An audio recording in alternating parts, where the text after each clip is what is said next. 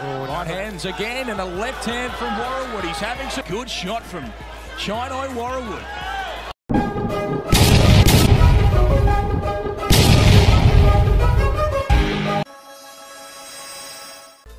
Isang madali ang boxing update mga idol sa kakatapos lang na laban sa Australia. Napalaban nga pala sa main event ng patimpalak na ito ang rank number 1 sa Super Bantamweight Division na si Sam Goodman.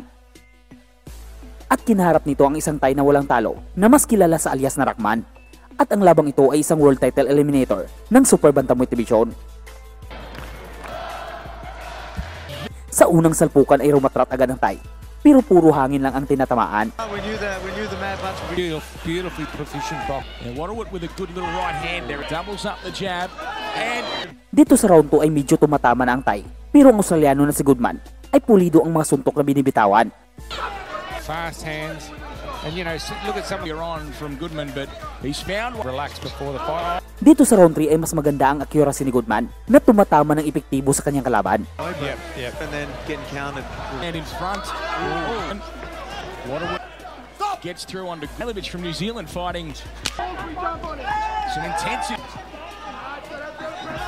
Goodman, but Warrawood came. Dito sa round 4 ay ginagamit ng Australiano ang malakasan nitong teknik na kapag makaakap na ito ay para itong nang-headbutt, pero ito ay baliwala sa referee. But also acknowledging sa umpisa ng round 5 ay rumatrat agad ang Thai sa malakasan nitong combo na parang hindi ito napapagod sa laban. Good shot from Chinoy Warrawood. Good shot's good.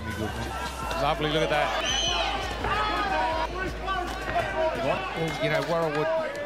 Yeah, this is quality stuff. Very. And he's doing a good job. Up to the ball. Uppercut Warrawood. That one misses. That's a good right. Shots Goodman. These 10th rounds. Ang laban ay umabot sa sukdulan at bagamat lamang ang Thai sa suntok na binibitawan, pero mas epektibo si Sam Goodman sa mga suntok na tumatama, kaya naman pinanalo ni Sam Goodman ang laban sa isang malinaw na unanimous decision.